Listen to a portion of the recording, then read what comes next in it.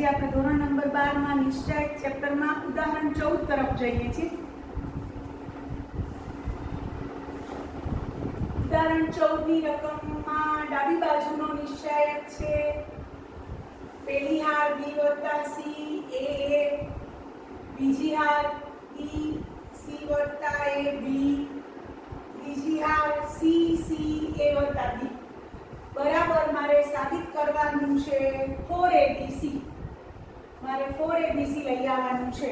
तो आ डेल्टा आपणो डाबी बाजुनो निश्चयक छे एनो जवाब आपणे 4abc लई आवવાનો छे। तो आपणे निश्चयकनी एवी क्रिया लगाडीए जेनाथी निश्चयकनुं स्वरूप सरळ थाय। तो आपणे डाबी बाजु अथवा डेल्टा तरीके ने लईए तो पण भले, LHS तरीके लईए तो पण भले। तो आपणे आने डेल्टा लई लईए। હવે આપણે એવી ક્રિયાઓ લગાડીએ કે જેનાથી નિશ્ચયકનું મૂલ્ય નિશ્ચયકના ઘટકોમાં શૂન્ય દાખલ થાય અને નિશ્ચયકનું સ્વરૂપ સરળ બને। તો તમને દેખાય છે કે તમે બીજી હારને -1 વડે ગુણીને પહેલીમાં ઉમેરશો તો b ઉડી જશે અને ત્રીજી હારને -1 વડે ગુણીને પહેલીમાં ઉમેરશો એટલે c પણ ઉડી જશે। તો અહીંયા 0 દાખલ થઈ જશે। તો આપણે એ ક્રિયા લગાડીએ છીએ। तो फेरफार थाशे पहली हारमां, फेरफार थाशे पहली हारमां, उपयोग बीजी अने त्रीजी हारनो थाशे એટલે r1 થી બીજી હારને -1 વડે ગુણી પહેલી હારમાં ઉમેરતા, બીજી હારને -1 વડે ગુણી પહેલી હારમાં ઉમેરતા અને ત્રીજી હારને -1 થી ગુણી અને પહેલી હારમાં ઉમેરતા। એટલે બંને વખત પહેલી હારમાં જ આપણે ઉમેરવાનું છે। तो હવે આપણો જે નિશ્ચયક છે એમાં -b -c એટલે 0 થશે અને અહીંયા a -c -a -c થશે। a -b -a -b થશે પહેલી હારના બીજા બાકીના બે ઘટકો અને બીજી અને ત્રીજી હાર એમને એમ હશે। ફેરફાર પહેલી હારમાં થશે, ફેરફાર પહેલી હારમાં થશે, બીજી અને ત્રીજી હારના ઘટકો એમને એમ રહેશે। હવે તમે જુઓ છો તો પહેલી હારનો પહેલો ઘટક 0 એ ઉડી ગયા એટલે -2c, અહીંયા એ ઉડી ગયા એટલે -2b પહેલી હાર। બીજી હાર b c + a b, બીજી હાર c c a + b। હવે તમે જોશો કે પહેલી હારમાંથી -2 સામાન્ય નીકળે છે પહેલી હારમાંથી। तो प्रथम हारमांथी -2 सामान्य लेता, आम गुजराती में लखवानुं ने आगळ -2 सामान्य लईने बतावो। 0cb bc + ab cca + b। હવે તમે જોશો તો બીજો 0 દાખલ કરવા માટે તમારે પહેલા સ્તંભને -1 વડે ગુણી અને બીજામાં ઉમેરવાનો છે અને પહેલા સ્તંભને -1 વડે ગુણીને તમે ત્રીજામાં પણ ઉમેરી શકશો। તો આ બંને ક્રિયાઓ આપણે લઈએ છીએ। ફેરફાર થશે, પહેલા સ્તંભને -1 વડે ગુણી બીજામાં ઉમેરશું, પહેલા એટલે બીજામાં ફેરફાર થશે, પહેલા સ્તંભને -1 વડે ગુણી બીજામાં ઉમેરશું અને પહેલા જ સ્તંભને -1 વડે ગુણી ત્રીજામાં ઉમેરશું।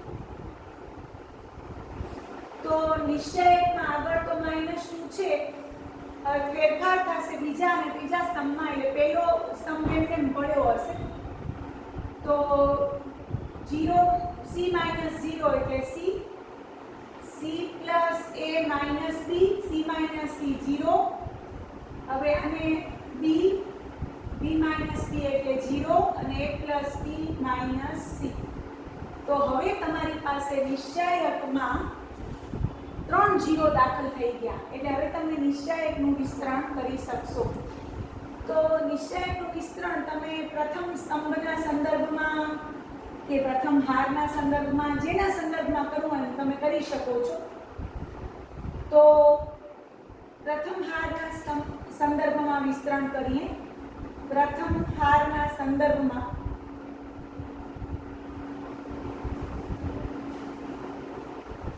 વિસ્તરણ કરતા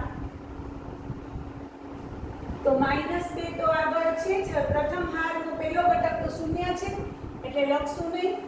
બીજો ઘટક c છે એના સાથે -1/1 + 2 આવશે અને એની લાઈનના સમરાને આગળ ઘટકો કાઢી નાખો એટલે ba + b² - bc - 0.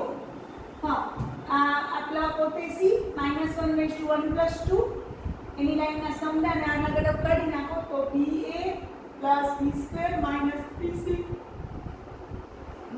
0. પછી plus p -1/1 + 3 0 -c² - ca + bc. હવે આને સાદુરૂપ આપીએ છીએ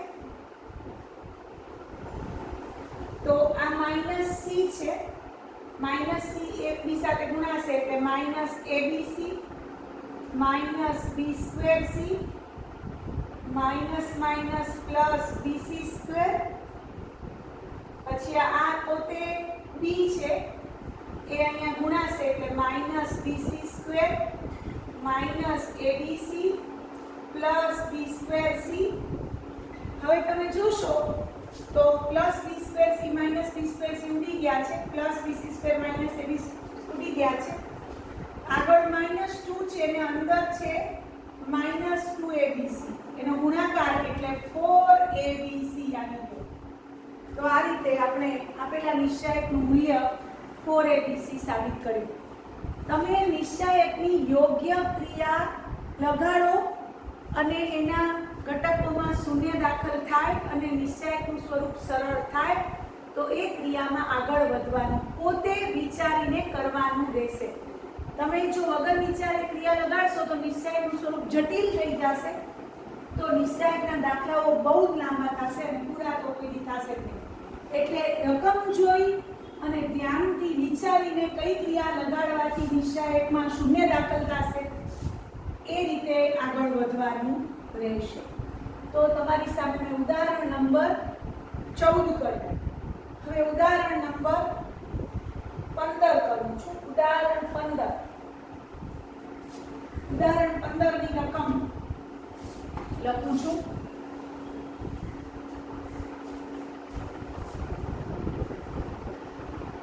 ઉદાહરણ 15 માં આપ્યું છે જો x, y અને z ભિન્ન હોય, x is not equal to y is not equal to z એટલે x અને y ભિન્ન છે.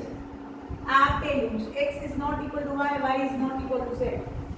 x અને y, x, y અને z ભિન્ન હોય અને ડેલ્ટા બરાબર આ નિશ્ચાયક બરાબર 0 આપ્યો હોય તથા ડેલ્ટા બરાબર એક નિશ્ચાયક આપ્યો છે અને નિશ્ચાયક છે x પહેલી હાર x x² 1 + x3, બીજી હાર y y² 1 + y3, ત્રીજી હાર z z² 1 + z3 બરાબર 0. આ પણ આપ્યું છે, આ પણ આપ્યું છે. આને નંબર 1 આપશું, આને નંબર આપશું 2. આ બંને આપ્યા છે. તો સાબિત કરો કે 1 + xyz બરાબર 0. મારે આ સાબિત કરવાનું છે. આ બંને વસ્તુ 1 અને 2 સ્વરૂપે આપી છે અને મારે સાબિત કરવાનું છે 1 + xyz બરાબર 0. તો તમે આમાં જોશો કે કઈ ક્રિયા લગાડવાથી નિશ્ચાયકનું સ્વરૂપ સરળ પડે છે. તો આપણે આને -1 વડે ગુણી બીજી હારને -1 વડે ગુણી પહેલી હારમાં ઉમેરશું અને ત્રીજી હારને -1 વડે ગુણી બીજી હારમાં ઉમેરશું તો ફેરફાર પહેલી હારમાં થશે અને પછી ફેરફાર બીજી હારમાં થશે.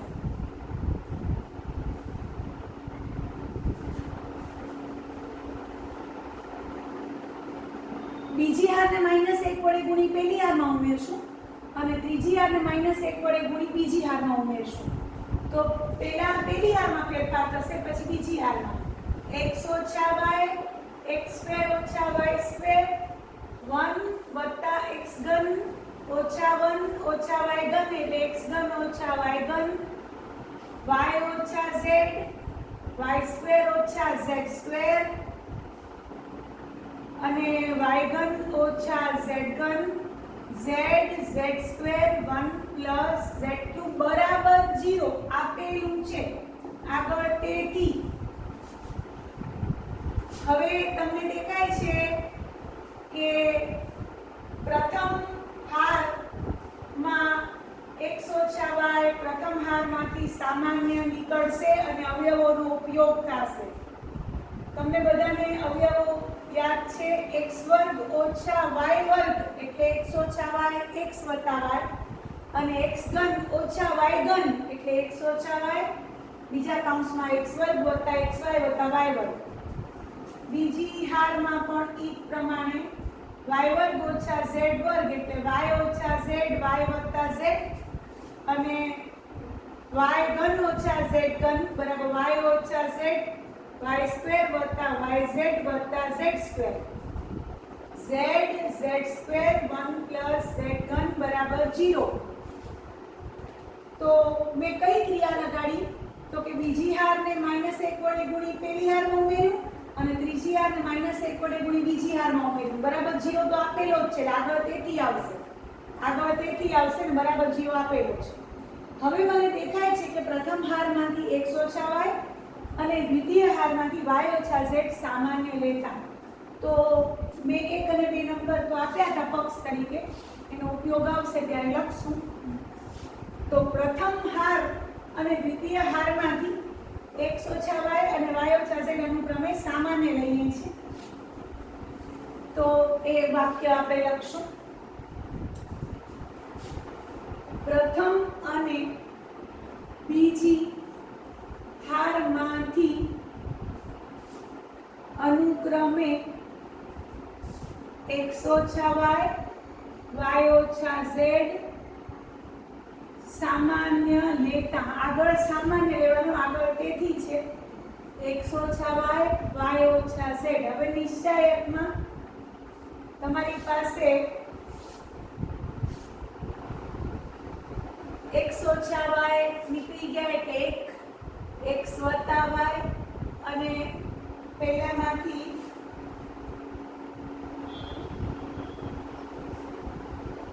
અને અહીંયા બચશે x વર્ગ વત્તા xy વત્તા y વર્ગ.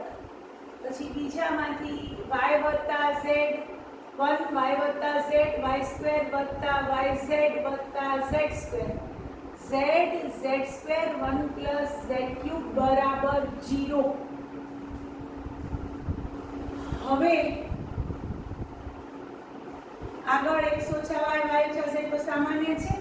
હવે આને -1 વડે ગુણી આમાં ઉમેરતા એટલે પહેલી હારમાં ફેરફાર થશે, બીજી હારને -1 વડે ગુણી પહેલીમાં ઉમેરતા તો x ઓછા y ઓછા z તો આગળ સામાન્ય છે એટલે આવશે પહેલો ઘટક 0, y ઉડી ગયા x ઓછા z, અને x વર્ગ ઓછા z વર્ગ બચશે અને વત્તા xy ઓછા yz બચશે.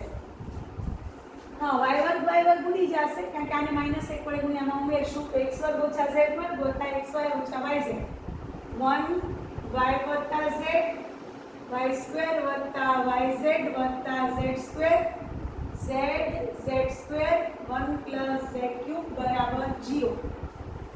હવે x ઓછા y ઓછા z અને પ્રથમ હારમાં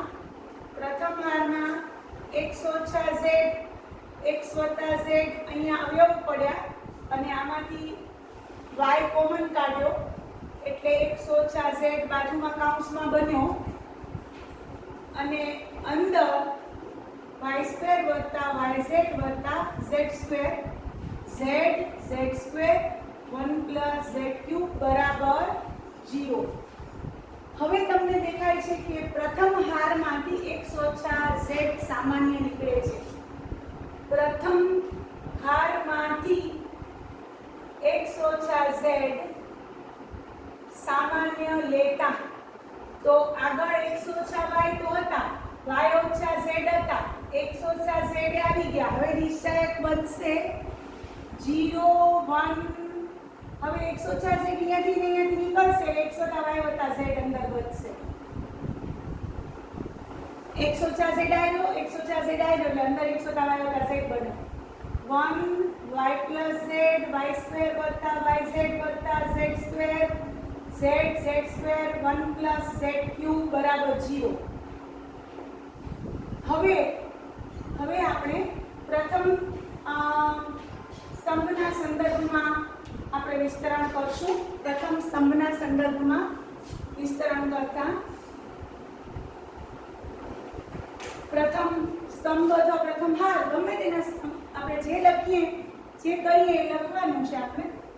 તો પ્રથમ સ્તંભના સંદર્ભમાં વિસ્તરણ કરીએ છીએ. આગળ તો x ઓછા y વત્તા z, x ઓછા y y ઓછા z z x ઓછા z છે જ. પ્રથમ સ્તંભના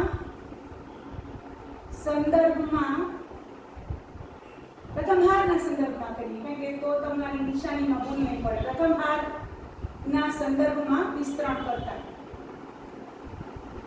તો આગળ શું છે? તો આગળ છે x ઓછા y y ઓછા z x ઓછા z. તો આગળ છે તેથી ની આગળ પ્રથમ સ્તંભના પ્રથમ હારના સંદર્ભમાં વિસ્તરણ થાય તો પહેલો ઘટક તો 0 છે, બીજો ઘટક 1, બાજુમાં -1 raise to 1 plus 2 1 plus z ઘન minus y square z minus yz square minus z cube 1 plus z ઘન minus y square z minus yz minus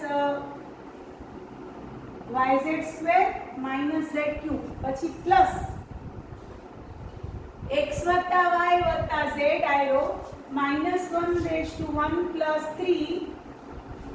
હવે x વત્તા yz ના એટલે z square minus yz minus z square બરાબર 0 આપેલા છે. z square minus yz minus z square. હવે આગળ જો આગળ છે x ઓછા y ઓછા z x ઓછા z ત્રણ કૌંસ અંદર. હવે સાદરૂપ આપીએ તો z ઘન નીકળી ગયા છે એટલે બચ્યા 1 minus y square z minus yz square. હવે આ માઇનસ આ નિશાની માઇનસ છે, સોરી આ માઇનસ નિશાની છે તો -1 plus y square z plus yz square થશે. આ -1 ગુણ્યા 1 એટલે -1 સાથે ગુણો 1 સાથે એટલે -1.